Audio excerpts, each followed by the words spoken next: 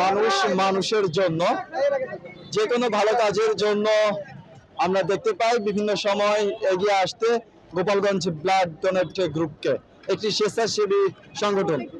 তারা বিভিন্ন সময় ভালো কাজের উদ্যোগ নিয়ে থাকে। এই তীব্র তাপদাহে আমরা দেখতে পাচ্ছি যে গোপালগঞ্জে বিভিন্ন সংগঠন থাকলেও একটি সংগঠন এগিয়ে এসেছে, সেটি গোপালগঞ্জ ব্লাড ডোনেট গ্রুপ। তারা কিন্তু এই তীব্র তাপদাহে বিভিন্ন পথচারী, রিক্সা চালক, অটোওয়ালা এদেরকে বিনামূল্যে শরবত এবং ঠান্ডা পানীয় ব্যবস্থা করছে।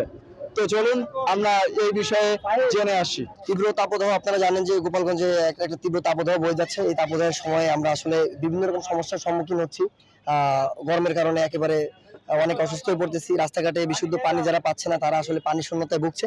তো তাদের কথা চিন্তা করেই আসলে আমাদের এই উদ্যোগটা নেওয়া। আমরা সারা বছর রক্তদানের কার্যক্রম নিয়ে ব্যস্ত থাকি, সারা বছর এই কাজই করি। এর পাশাপাশি সামাজিক যে কার্যক্রমগুলো আছে সেগুলোর সাথে যুক্ত থাকি। যেহেতু এখনের যে তাপদাহ, এটি আমাদের কাছে মনে হচ্ছে এটি একটি দুর্যোগের মতোই, একেবারে যেহেতু স্থায়ী হয়ে গেছে অলরেডি। তো আমরা চেষ্টা করতেছি যে যতদূর সম্ভব আমাদের নিজেদের অর্থায়নে আমরা স্বেচ্ছাসেবীরা পকেট থেকে টাকা দিয়ে, টাকা গুছিয়ে প্রতিদিন সেই টাকা জমা করে প্রতিদিন আমরা এই কাজগুলো করি। তো তার পাশাপাশি আমাদের এখান থেকে যারা উপকৃত হচ্ছে, তাদের যে কমিটমেন্ট, তাদের যে মন্তব্য, তাদের যে ভালোবাসা, এটিতে আমাদের এই কাজগুলো আরো গতিশীল হবে বলে আমরা মনে করছি।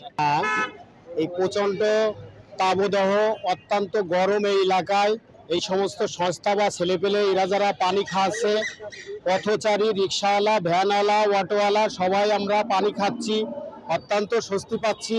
এবং এদেরকে অনেক ধন্যবাদ যে এরা এরকম একটা ঠান্ডা পানি খাওয়ানোর জন্য ব্যবস্থাটা করছে।